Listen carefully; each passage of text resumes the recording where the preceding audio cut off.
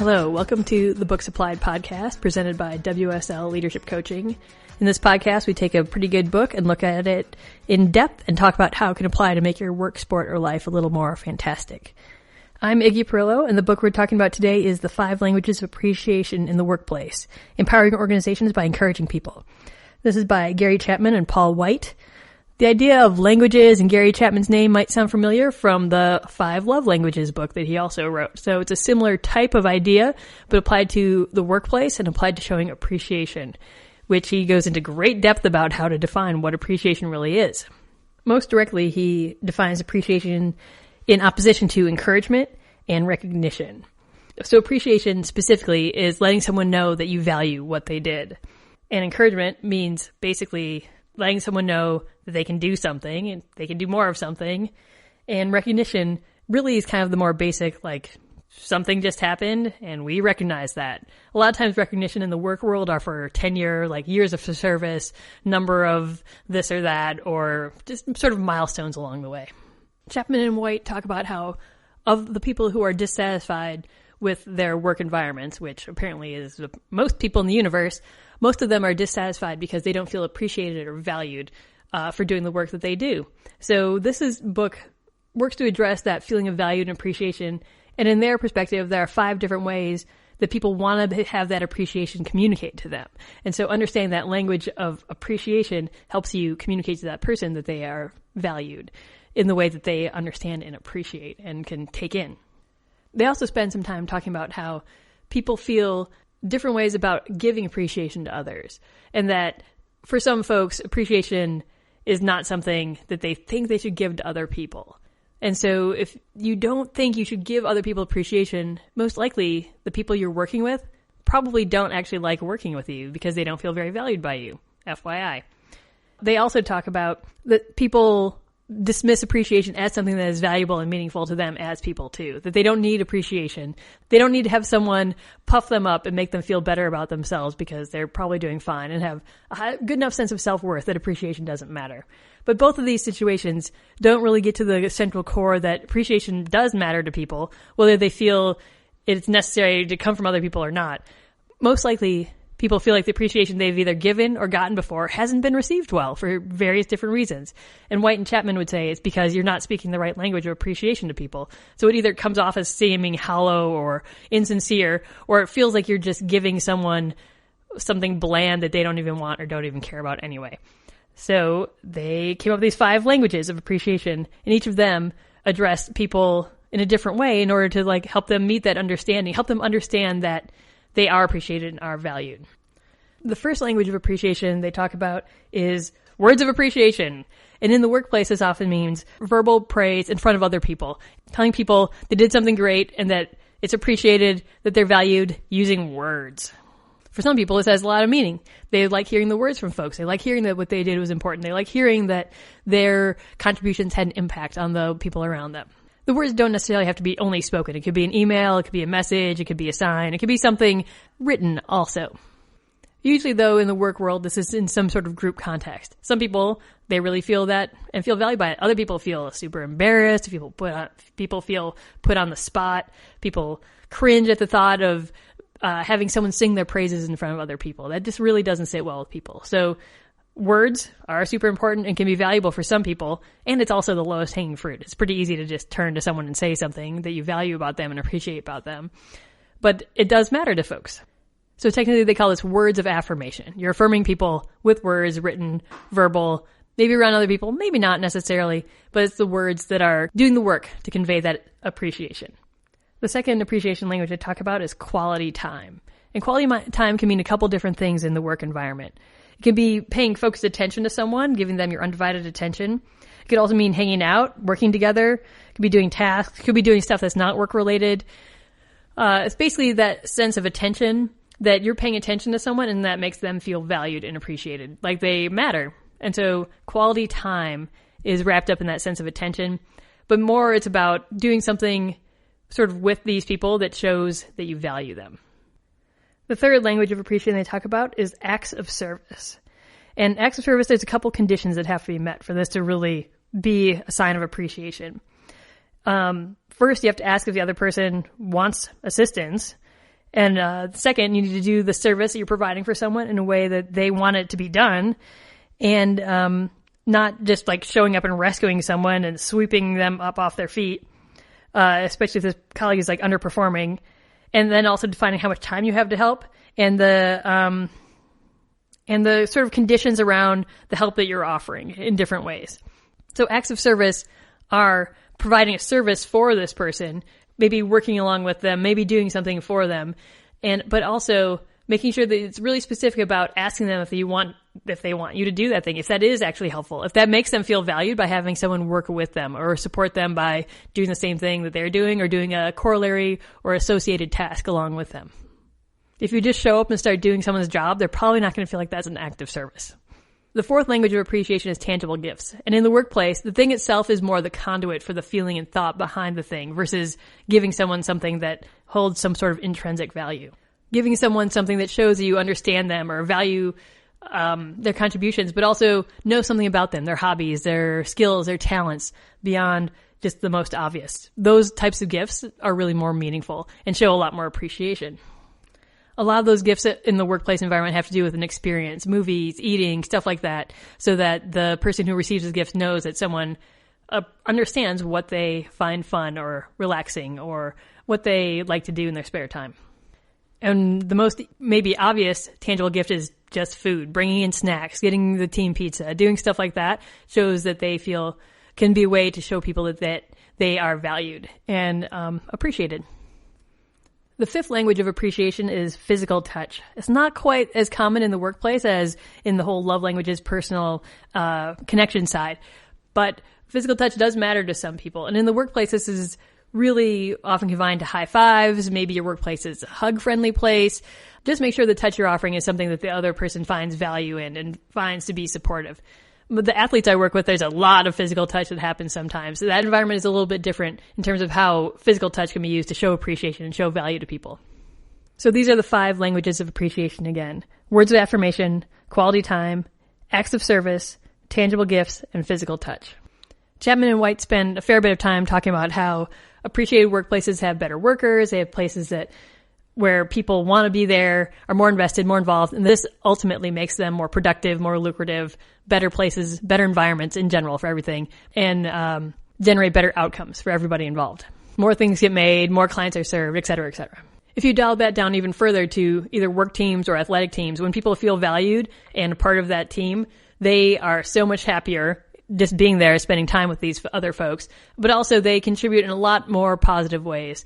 You have fewer negative mentalities bringing the team down, or fewer people skulking and stalking off into the corners and sabotaging other folks. Fewer bouts of negativity. So making sure everyone feels appreciated for their unique gifts can really benefit the dynamic of a team coming together and being productive in whatever that team's goals are. Just thinking about those 5 different languages, White and Chapman would have everyone think through what are the ones that are the most meaningful to them individually, personally. And often they say folks have a top 1 or 2. They have a whole inventory you can do and do some sort of quiz extravaganza and figure it out through their metric system, through their tool. But if you just think about those things, there's probably 1 or 2 that you're like, oh yeah, that would feel really good to me if someone used words to tell me specifically what they thought I was doing really well. Or if they spent time with me and really gave me their attention undivided. Or if they just helped me out and did something with me and provided a service for me that was really meaningful to me. Or they gave me something tangible that really represented how thoughtful they were and how well they thought of me and how well they knew me. Or if they gave me a really solid high five and showed me how we were connected in a physical way. Like that can really make people feel valued and important. So they would say you have a top 1 or 2 of these that are things that really matter to you and that really feel like they would feel good to you. And that's probably good to know what your languages of appreciation are, what your primary and secondary languages of appreciation are good things to know. This way you can actually even tell people like, hey, it's really important to me that we spend time together. Hey, I really like it when you give me something that shows that you're paying attention to me in my life. Whatever it is, communicating that to other people really matters. They also talk about how there's probably at least one of those on the list that don't even make any sense to you whatsoever. That seem to you, like, how could someone value that? It seems so insignificant or so cheap. Like, how could that be something that is a way that people show appreciation? They would say that we each have some sort of blind spot that we think is really lesser than the other ones. And they say that too is super important to understand, because the people who feel most valued by the thing that is in your appreciation language's blind spot are the people that probably feel the least amount of appreciation from you. And thus maybe have like a slightly more tenuous relationship. So basically, if you're in a person that works with other humans in any capacity, the more you can help appreciate them in the way they understand, the better you'll work with them. The more productive you'll be, the happier everyone will be, the more fun everyone will have, blah, blah, blah. It'll be super great. So pay attention to what matters to you and which languages of appreciation are important to you. Pay attention to your blind spot, which ones you think are ridiculous, because there's probably someone in that. And ask your teammates, figure out from them, pay attention. Learn about what matters to them, what languages of appreciation really are the things that are meaningful to them. Because the more you speak their language, the more they'll feel it and more they'll understand it. They also talk about if you're suddenly going to change to motivating people through appreciation, that there are a couple of things you can do that might make this backfire on you and might come off as insincere or just be more damaging to the relationship than you really had intended, or you probably didn't intend it to be damaging at all. For example, if you have an already tense relationship with a colleague and you just start communicating appreciation anyway without addressing that tension, they might think that something fishy is going on. They might not think you're sincere. They might not take you very seriously. It might be damaging to trust overall. So make sure you deal with the tension in any relationship you have before you just start like piling on appreciation. Similarly, if you're having a difficult conversation with a coworker or teammate, and then you abruptly switch to being appreciative and showing appreciation in one of these languages, they might think that's a little overly fast transition. And that also comes off as insincere. Like the old crap sandwich, like if you suddenly they might feel like you're buttering them up or really offering something as sort of payoff in some way for a tense conversation happening, which doesn't feel good to people and doesn't feel like appreciation. If you're not really in close contact with your colleagues or teammates at all, you're not a big communicator, and suddenly you start showing tons of appreciation, that might also come off as a very strange, fast change that they don't really understand how to uptake. And if you tell them, well, this is how we work together better as a team, they might feel manipulated. So make sure that your level of communication doesn't radically change once you decide to take on showing more appreciation to your people. Also, if you give appreciation to people in private, but then make fun of them or tear them down in group meetings, or the opposite, in private you share a lot of frustration with someone, but then only share appreciation with them in public, that can come off as really duplicitous and two-faced, which no one really finds very trustworthy over time. Of course, if you're going to show appreciation, it should come from authentic sort of presentation. If you try to use words, but they come off as feeling sarcastic, or if you try to give someone a gift, but it doesn't really represent something meaningful to that person, any of these sort of disconnects between your intent of appreciation and the presentation of it, those sorts of disconnects make people pretty wary that appreciation is authentic, and it doesn't come off as feeling very realistic. Similarly, if something terrible has just happened, people had to get laid off, there was a big reduction in pay for everyone, then you suddenly bust out all this appreciation, that is going to come off as really weak sauce, I guess, in the long term. And probably in the immediate term, people will think that you're unrealistic and not paying attention and not actually valuing them in a way that takes into account this difficult situation that they've been in recently. There's a whole chapter in this book also called What to Do When You Don't Actually Appreciate Your Team Members, which is kind of funny. They break that down a little bit into internal and external causes for this. And if you don't appreciate your teammates because of something in your own self, like you're just being judgmental or biased about them, then basically you got to deal with your own crap first. But if you don't appreciate your teammates because of performance, there's something more objective and external, then maybe you actually have to deal with that thing that is external or address it in some concrete way before you can find a way to appreciate your teammates. Maybe you need to figure out why they're not performing well, what their situation is, things like that. Basically, people avoid dealing with problem employees or problem coworkers for so long that festers and builds up, and then they feel like they don't appreciate that person at all. I suspect there's probably some root of something within that person that they do appreciate, but it's been clouded over by all this negativity that they've brought either internally or that they've assessed in the situation for various reasons. And at the end of the day, if you don't appreciate someone, don't fake it and try to show appreciation. It'll come off as insincere. It'll come off as really probably pretty brutal and hurtful, and it'll probably damage that relationship over time and break down some trust. More likely, if you spend some time and reflect, you can find something that you do actually appreciate about this teammate or this coworker. And if the problem is you, work on your own problems. If the problem is them, maybe you need to offer to help or figure out how to help them perform better or do better in their situation. But most likely the thing you appreciate is probably beyond their actual performance specifically. You can still appreciate people, but not find that they're doing the most awesome they could ever possibly do at their job. In the end, if you're worried that your message is going to backfire if you show appreciation, or if you don't feel like you actually appreciate the people, check your motives, pay attention to the context that's happening around you, maybe check in with a trusted colleague and see if this is the right way to communicate the message or if the timing is going to work out. And, be thoughtful. Don't just jump into a whole bunch of appreciation that may come off as insincere or may come off as not making the relationship have less trust involved. The languages of appreciation is something I've worked directly with teams and leadership crews I've worked with over the past few years. A lot of people assume that people want to be appreciated how they like to be appreciated, and so that doesn't always work well. Some organizations have very set milestones for recognition, and they view that as all the appreciation people need. Like, hey, you've been here 5 years, here's your this, or here's your that. Oh, you've been here 10 years, here's your this, or, those moments of recognition sort of are viewed to take place of all the other appreciation that can happen. I found that helping people really dial down what their languages of appreciation are makes them so much more self-aware. And that self-awareness really helps them communicate better with their teammates and with their leadership crew. That once they understand their own appreciation language, and usually if I can do this with a whole group, I can help the whole group sort of divide into these different categories and sort them out. And they can look across and be like, oh yeah, I understand why you value that. Or I understand like, oh yeah, you do seem to like that thing.